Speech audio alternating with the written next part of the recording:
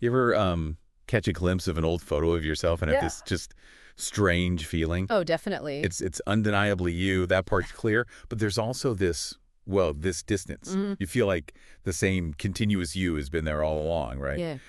But so much has changed. It's a bit of a puzzle, really, how all those past versions sort of add up to who you feel you are right now. Yeah. That feeling, that little kind of disconnect, that's our way in today to this really fascinating idea, the illusion of self. And what's really compelling about it is how natural and fundamental this sense of a stable, consistent self feels. It's Yeah. just, it's the lens we see everything through. Exactly. Yet the article we've been looking at, The Illusion of Self, great title, it basically proposes that this very feeling might be a clever construct of our minds. Right. So, listener, our mission, our aim in this deep dive is to really unpack this. Mm. We want to explore why this deeply ingrained feeling of a solid, unchanging self might actually be more of a story our brains are constantly weaving. And we're drawing on insights from philosophy, neuroscience, even some Buddhist thought. Yeah, all sparked by this really thought-provoking piece. And right from the get-go, the article throws this core question at us. How do all these, ever-shifting bits of our experience, our memories, our feelings, our fleeting thoughts, how do they all come together to create this seemingly unified I? It feels so obvious, doesn't it? It does, but when you actually start to examine it closely, that sense of just unwavering stability begins to feel a little less certain. Okay, let's dig into this distinction the article makes. It talks about I versus me. This seems pretty key. Yeah, it is. So the I is like that immediate present awareness, right? Like I am currently thinking about this deep dive. Precisely. That's the raw experience of being conscious, like right now, in this moment. Okay. Now, the me, according to the article, that's this whole narrative we construct, about It's ourselves. the story part. Exactly. It's the collection of our memories, our current identity, who we think we are, and even our hopes and dreams for the future.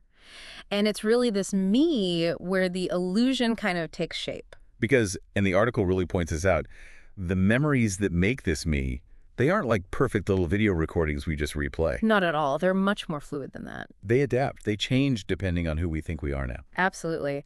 The article gives this great example. If you see yourself as a generous person today, you're actually more likely to remember times you acted generously. And you might even sort of unconsciously downplay or just forget times when maybe you weren't so charitable. Wow. So the very foundation, the memories we use to build this idea of a consistent me, is constantly being subtly, echoed, revised. Which really throws a curveball at the whole idea of a stable self that's anchored in some kind of accurate history, doesn't it? It does. And the article goes even further. It suggests this self isn't just being like tweaked. Yeah. It's actually being actively recreated as our life stories change and take new directions. Yeah, the article puts it very bluntly. You are not the same person you were years ago, and you won't be the same person in the future. That's kind of a head trip, actually. It is a bit, but the core idea is that this feeling of unbroken continuity, the self we cling to, it's maybe more like an ingenious trick, something our brain does to create a sense of coherence in our constantly changing experience. And like the article says, maybe it helps us survive. That's the evolutionary angle, yeah. Creating continuity and purpose. Okay, this is where it gets really interesting for me. The article brings in the Buddhist concept of anatta, no self. Mm-hmm. For someone maybe not familiar, what does that add to this whole illusion of self idea? The Buddhist idea of anatta essentially says there isn't a permanent, unchanging soul or self that lasts through time. No core thing. Exactly. Instead, what we perceive as this continuous I is really just a constantly shifting stream of, sensations, perceptions, thoughts, awareness. Just the stream itself. Just the stream itself. There's no fixed owner sitting behind all these experiences. They just arise and pass away, like moments in the stream. Okay. And the article connects this to, say, our attachments. Even our possessions, they don't have this deep link to a stable I, because that I itself is, a dynamic process, not a fixed thing. Think of like a flame on a candle. It looks constant, right? But the actual molecules burning are changing every single millisecond. That's a great analogy. Yeah. So, okay, if there's no permanent self, what does that mean for how we live? The article mentions this sort of existential tightrope. It could be terrifying, but also liberating. Yeah, it touches on both sides. The terror, as the article points out, might come from thinking about morality. If there's no fixed me across time, what happens to responsibility or accountability? Tricky. And it also touches on, the anxiety around death. If there's no enduring self, what exactly is it that ceases to exist? That can be scary. But then there's the liberation aspect. The article suggests that realizing there's no persistent, fixed self can actually lessen that feeling of constant struggle, that me against the world feeling. How so? Well, maybe things just happen. Good stuff, bad stuff. Without needing a central I to take it all so personally, to carry the full weight all the time, perhaps worries about past mistakes, for instance, might lose some power if you realize the you who made them isn't exactly the same you, feeling the regret now. That's a really different way to frame things. Yeah. But okay, if this feeling of self is basically a constructed illusion, why did it evolve? What's the evolutionary advantage? The article suggests some pretty strong reasons why evolution might have favored developing this self story. I mean, think about it. Competition is a huge driver in evolution. Right, survival of the fittest and all that. Exactly. To compete for resources, for mates, whatever, you kind of need a sense of self that wants to survive, that wants to do well. A motivation. Yeah, a core motivation. The illusion of a continuous self provides that drive, that urge to protect and advance oneself.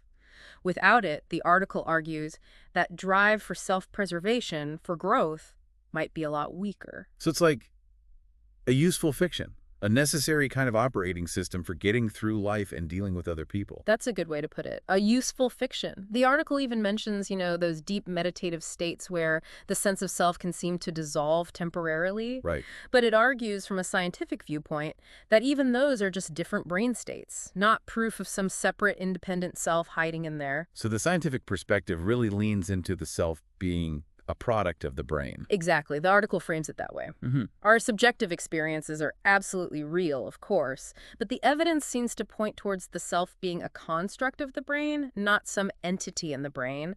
Like a character in a book, they feel real within the story. But they don't exist outside the pages. Precisely. And then, okay, the article uses this really powerful thought experiment. It involves people with Alzheimer's disease, people who gradually lose their memories, their sense of identity. What's the key takeaway from that in terms of this illusion idea?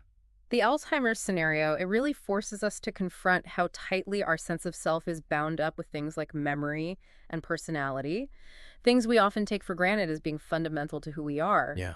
As those elements fade away in Alzheimer's, the question just hangs there. Is there still a core self left? What is that self without memory, without personality as we knew it? It's tough to think about. It is, and the article suggests that seeing these things gradually disappear strongly supports the idea that our self is deeply interwoven with these very impermanent, changeable parts. If they can vanish, what does that say about the permanence of the self they supported? It really highlights the fragility, maybe, the dependence of our self-story. It's a really sobering point, just how much relies on things like memory, which we already established isn't even a perfect recording. And the article kind of wraps up with this very grounding thought, quoting Einstein, actually, we simply are. No big mystical thing that lasts forever, just the present moment of being, of experiencing. Yeah, the article finishes by reinforcing that the self isn't some, eternal soul hanging out. It's more like a psychological profile. A profile. Yeah, one that's constantly being updated, revised based on our past experiences, what we want now, what we hope for in the future. And that Einstein quote really nails the emphasis on just the immediate reality of existing right now, rather than some grand, unchanging identity that goes beyond our actual experience. So listener, to try and bring this all together for you, this deep dive into the illusion of self really suggests that the stable, unchanging you that you intuitively feel, well, it might be more like an ongoing story. Like you're the main character in a novel that's always being written, and the backstory, your memories, is constantly being rewritten by the author, which is your brain. And this raises a really interesting question, I think, for you to mull over. If you start to see the self more this way, as maybe less fixed, more like a narrative, how might that change how you relate to your own memories? Yeah, or how you see your identity right now. Or even what you expect for the future?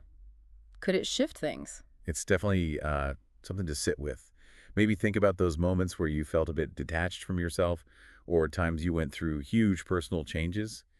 perhaps those experiences resonate differently now, thinking about these ideas. Yeah, we really encourage you to just explore your own experiences through this kind of lens, see what comes up. And of course, it's important to remember, this deep dive offered one particular perspective, based on this specific article. Absolutely. The whole nature of consciousness, the self, it's huge. It's still a massive area of exploration in philosophy, neuroscience, psychology, lots of fields. This is just one piece of that fascinating puzzle.